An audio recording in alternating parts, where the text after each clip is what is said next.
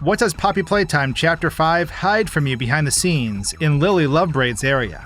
At this point, as we push further into Playtime Co., we'll come across some curious situations. Taking this ice cream truck for a ride, meeting the delightful yet psychotic Lily and her friend, and a rescue mission, as we put up with Lily's silly antics. Today we're taking a look behind the scenes to see things you normally can't. Like what exactly happens while Lily stalks us, and basically everything that's going on in the Susie Homemaker Barbie house. We got a bit to explore, so I hope you enjoy today's look at Poppy Playtime Chapter 5. So we've just escaped Huggy as we make our way through this promising door, following with loading into the next section. Seeing a colorful house in the distance, we'll find ourselves in this place that seems like it'd normally be a fun-filled time. We have to remember though, almost everything we've encountered in Playtime Co. is trying to end us. Who was that? Finding a power source, we'll be able to utilize this ice cream truck that's sitting here, as it'll allow us to progress. Coming to a stop, you'll notice a repeating theme here, as we're tasked with finding another power source, which will in turn allow us to start up the truck again. We'll rinse and repeat at the next stop, which will bring us that much closer to the dollhouse. This next and final drive with the ice cream truck will be abrupt though, as we crash through a gate and stop at the mouth of this tunnel. This will follow with our grand introduction to Miss Lily Lovebraids. In her excitement, she'll eventually start wrapping us up in her hair, stressing that we're going to have fun.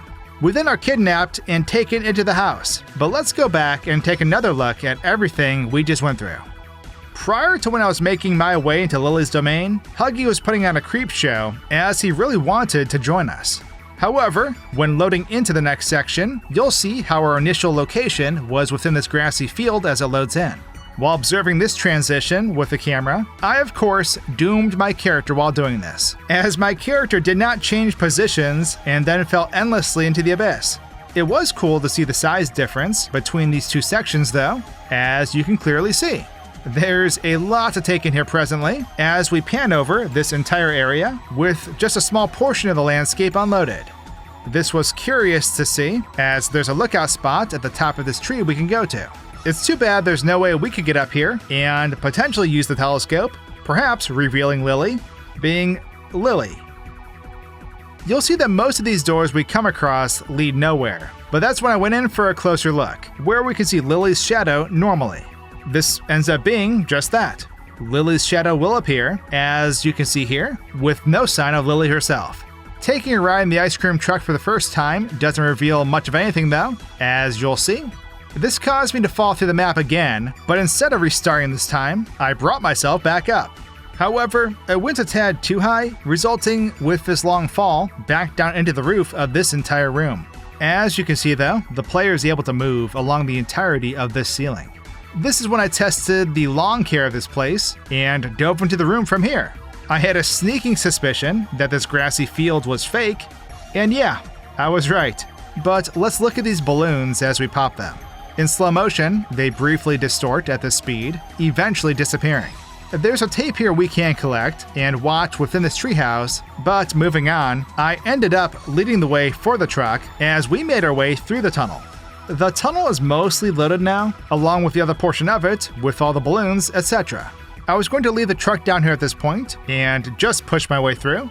Joke's on me though, as the rest of this tunnel has zero collision, resulting with another fall into the abyss. Unglorious. Getting up here, where we're about to encounter Lily, I decided to make my way to the front door of the dollhouse instead.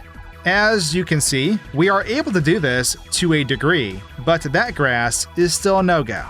Doesn't really matter though, as you can see, there isn't much to explore within this dollhouse, as it is basically vacant. When Lily approaches us, you can see it's more so that she'll just appear behind us. Her hair is bunched up at first, and will then eventually begin unraveling as she talks with us. I forgot to mention though, that we're technically dealing with two people here. The head she's holding with her hair is candy, minus the cat part, and we can hear Lily speak as if it's a person, but we'll touch more on that a little later. The hair that she uses to bind us up with was interesting to watch in action. It's just these long strips of hair that will spawn in on our person, making for a peculiar sight. Clearly, she's having the time of her life while doing this though. Sheesh. Her model will strike a T-pose once the scene is over, resulting with what you're presently seeing, as her hair shoots out horizontally, along with more hair laying at her feet. The level will unload, with the interior of the dollhouse loading in off in the distance. Let's go ahead and carry on as we normally would though. So we have officially been abducted by Lily, as we're in the dollhouse now. She'll ask us to go retrieve some crumpets, which leads us to the basement, as we discover Kissy and Poppy being held captive down here. Not being able to help them at the moment, we'll enter this oven, where we'll find the crumpets that Lily's asked us to retrieve. Giving her the crumpets as requested, we'll follow with having to prepare for the tea party. This basically turns into a scavenger hunt for all of Lily's friends. Each one needs to be freed one way or another, involving a bit of investigation overall. Finding all the friends then leads to following her to the kitchen, as she asks us to return her recipe book. This in turn reveals a secret room, which will eventually lead to a more industrial-looking area where we find Lily's bedroom. In the bed, we'll see the remains of Miss Gracie, who Lily used to be. If we use this fire pad, we can get the key we've been looking for. Taking the key alerts Lily, which prompts us to hide in this room as a cutscene plays out with Lily. She's not happy, and now we need to go free Poppy and Kissy. Getting down here, it'll turn into another puzzle, which reveals this little area back here, that then leads to us having the fire pad we need. Lily will interrupt us at the vent, but we can ultimately free Poppy and Kissy and make a run for it. Unfortunately, the mission is foiled, and we're forced to go along with Lily's game, as we need to follow the glowing trail. Succeeding here ends in failure though, as we'll still get caught by Lily. Okay, time to rewind and take a closer look at all this. When loading into the dollhouse, you can see how it's roughly around the area where the exterior of the dollhouse was. Going in for a closer look, we can see how Lily is unwrapping her hair, just like how we saw out in the tunnel. I had once again screwed up and didn't anticipate the camera pulling me back to where I initially was, which resulted with this out-of-body experience as I'm ripped away from the house. However, starting over, we're able to see how the hair is hidden as it's merely just beneath us. After messing with some stuff, we are able to get an overall look at this existing interior as we fly about it. Hey look, it's Kissy and Poppy. They seem reasonably unpleased. While taking this overall look at the interior, I'm sure you noticed this model of Lily that's out here. It's a T-posed Lily that's floating right next to the main hall. She's sporting the Goro haircut from Mortal Kombat. There's also a gold trophy in this piano room, which we'll get back to shortly, along with this battery port, which we'll also get back to. You're going to notice throughout this section that you never really escape the looming gaze of Lily. And yeah, it's unsettling. However, when going downstairs to get the crumpets, you'll see how Kissy grabs us when initiating this cutscene. It's an impressive catch by Kissy, but nonetheless, a creepy one to observe, as she pulls us into the door. You can see our magnet bracelets don't come with us though, which was curious to see. I was going to try and get back here, but realized I'd have no power to use these pads. Plus, she's watching. I did break my way into Poppy and Kissy's cell though, which had unsurprising results. They continued to be hopeless, as my presence was unable to give them the morale needed to get out of there. Very unfortunate. The crumpets are mine though, and Lily's happy. For now, that is. When asking to retrieve her friends for the tea party, she'll come back to this room where she'll just basically sit. So I acquired the first toy friend as we free him from this contraption, only to get stuck within a piano, which results with us needing to play specific keys to free him. I didn't notice the first time playing, but Lily can be seen in that hidden bathroom across the way. We can see how she'll appear here once we walk out onto the balcony. She'll just stand there as the wall rotates about, following with her laughing and unloading in the midst of it all. A similar instance takes place in the garage as well. She'll be standing here in a T-pose, and will be rotated behind the wall once we approach the door to the garage. As soon as it begins to rotate, the model will change its pose as it remains like this, disappearing as soon as the wall makes a full rotation. Remember that battery port? Well, looks like we have that battery now. Placing this into the hidden port allows us to use this lever, which in turn grants us access to this room, where we can find another music sheet. This makes sense, as we can see the piano from here as well. Playing the appropriate keys will reward us with that golden trophy we had seen earlier. Once gaining access to the industrial area, we can see how it's fully loaded in along the side of the dollhouse interior. Lily, in the unloaded kitchen, is still not letting us out of her sight though. This tracks, because this is when I tried getting down into the lower level of this industrial area, which was an immediate fail. There must be some kind of insta-kill barrier down here, if I had to guess. We've now made it to Lily's bedroom, where Gracie Green's skeleton is in that bed. When entering this cutscene, we can see how she's at the door already, as she'll just walk through the lock. We'll normally see the rest of what she does beyond this point, but when leaving, you'll see the door has shut already, and she'll just run towards it, unloading right as she gets to it. Candy will still be there, as we can see the head floating out here, eventually unloading as well though. The layout of the vents is simple enough when getting back to the main hall, but this is where I noticed Lily again, as I had not caught this before. We can see her walking to this back hall, where she'll eventually unload once out of our sight. Time to free this sad duo though. When breaking this ice, Lily will show up for a brief cutscene. When going in for a closer look, I could have sworn Lily was wearing glasses when I first recorded this. However, looking at it now, I believe it was her eyelashes that were briefly glitching out. She'll have her spiel though, and eventually leave. She'll make a Michael Jackson-like exit as she slides away, following with her unloading. I was sort of freaking myself out here with this part because I forgot that it's normally a real dark scene. So when coming to check on Kissy and Poppy, I did not realize that they'll just stand in particular areas as we progress. With this view, it shows how they'll just warp around the area, giving the impression that they are traversing about with us. However, the crisscross hair will return as we get wrapped up in this next scene. Kissy shows off some of her own moves as she slides in from behind to enter the cutscene. It's sort of fun to watch it take place from this perspective, as she almost appears to be flying. They'll head up the stairs, where they'll eventually all unload. Now we have to follow this glowing trail though. Having this extremely improved visibility allows us to navigate this a little more easily. Not to mention the repeated times of running it. Lily never really follows us during this, as it'll just be an instant kill when failing to follow the rules. I tried to escape her grasp here, but as you can see, she is inevitable. Interestingly, we can find Poppy just chilling by the star door down here. We'll find the Poppy and Kissy model up here though, which is where we'll end up getting caught. When looking more closely at this room, I found one of the glitching hand scanners, which I lazily pulled out and scanned.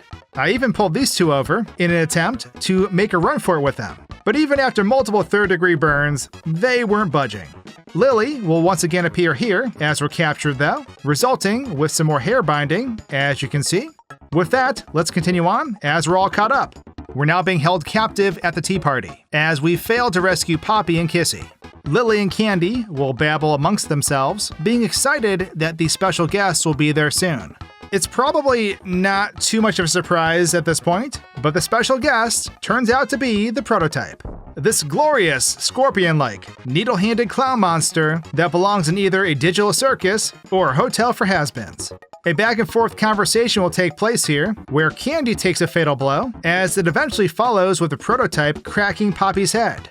Lily's greed allows Kissy to break free from her hair, which results with this intense attack by Kissy. However, the chase is now on. We basically have to evade Lily as we make our way through this section in a timely manner, because she'll start counting down if we take too long.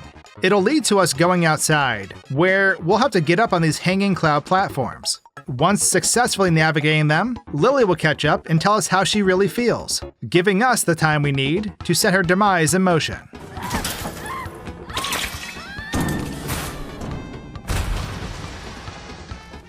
Glorious. Let's take one last closer look at everything we just encountered though. So, when this tea party cutscene begins, I noticed that Lily was at this rotating wall again, as she rotated back into the compartment. This is when I made the unfortunate discovery that this tea party scene isn't explorable. It is in fact a pre-rendered video file. They probably did this because optimization for this scene and having it look right in all machines and post-processing combinations was a problem. There are leftover animation files for this in the game though.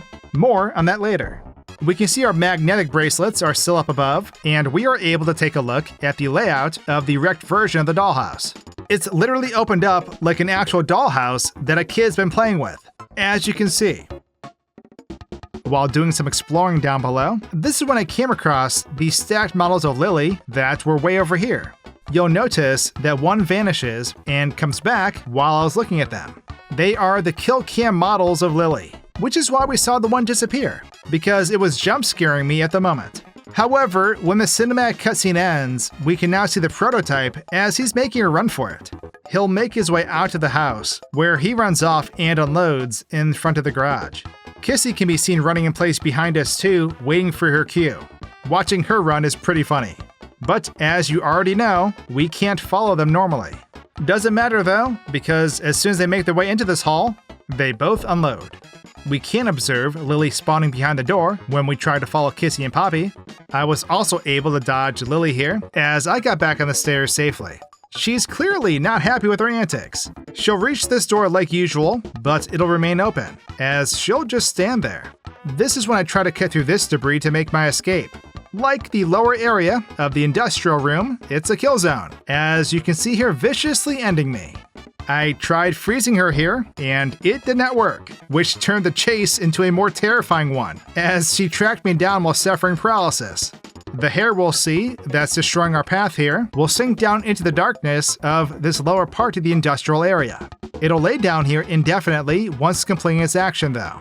Moving on, I tricked her here as I clipped through this door. This made it where she continuously banged on the door. It was pretty fun to get a closer look at, taking in all her rage, one aggressive knock after another. Terrifying. Nonetheless, getting outside, we can see how she'll run towards this window we escaped from as she comes to a stop in the debris, eventually unloading. She'll be up on top of the roof at this point though, as you can see. Once making it to the end of this chase, we'll see how she's automatically hanging from this last cloud platform we are on. Her time has come to an end though, as we drop this fool from the sky. It's a satisfying death, given all these stress-inducing situations she's put us through. The platform was coming in and out for me, visually that is, but it did allow us to see the full impact it had on poor Lily. But with that, that's everything I found in Lily's Dollhouse section in Poppy Playtime Chapter 5. So, the Tea Party animation files are in the game, but I wasn't able to get them running. However, an Unreal Engine modder called Pan Barrier did get this cutscene running in Blender, so you can check their video out in the description below. I hope you enjoy it, and I'll catch you in the next video. Cheers!